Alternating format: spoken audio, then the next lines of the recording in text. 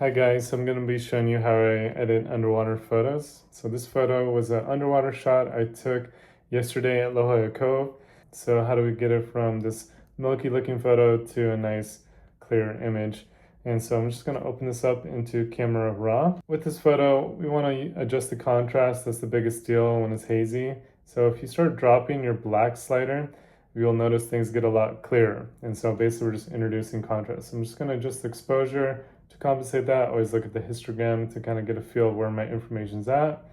You can play with the clarity and the dehaze slider. The issue with the dehaze slider is a lot of times it'll shift around the color, so you just want to use that sparingly, just enough to kind of see through. You can also use the contrast slider.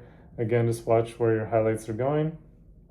The main issue here is our blues. So I'm just going to start introducing some warmer temperature, and obviously it looks weird and green, so we're going to add some magenta tint.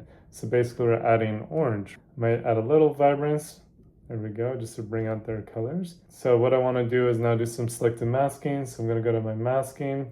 Again, these same options are in Lightroom.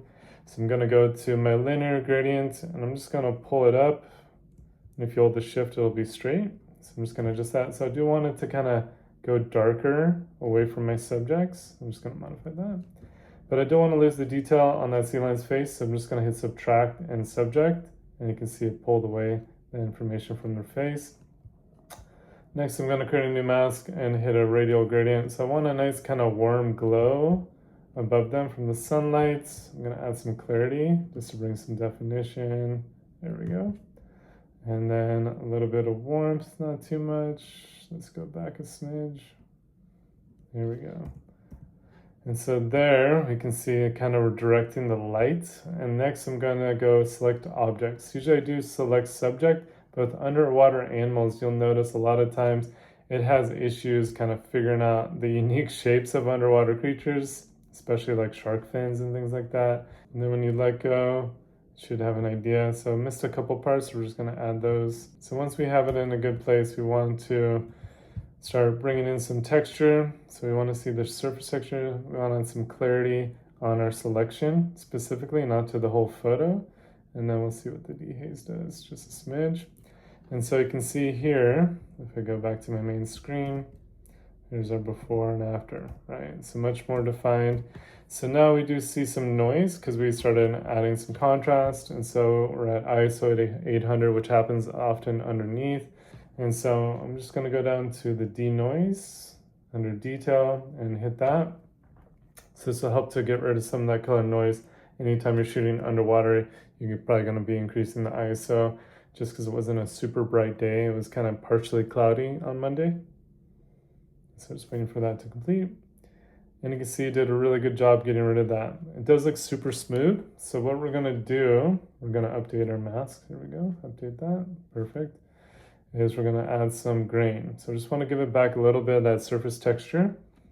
And so now I'm just going to open this up into Photoshop. And so some of the stuff we want to get rid of is anything distracting from the photo.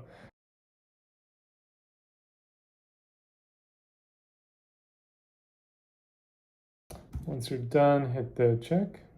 So I always have remove after each stroke unchecked, so that way I can start gathering multiple spots. Another thing you can do is if we duplicate our layer, shortcut is Command J, and we go to noise, dust and scratches. You want to be very careful with this tool. So I'm going to zoom in, and these are settings for this specific size of bubbles. So actually the before and after, it's pulling a lot of these smaller bubbles. You just want to make sure it's not pulling anything from your subject. A lot of times it will take away stuff from your subject. So that's a good before and after. So then I would kind of spend more time getting rid of some of those bubbles. Actually, one last thing, I will add a little bit more sharpening to my main photo. So I'm just going to copy my layer, Command J. We're going to go down to Other and High Pass, and we're going to do a Fine High Pass. And we're going to change the blend mode to Overlay. And you can see it does bring out these details. It makes it a little more defined and sharper. So then we'll save it out. And so it can show the before and after.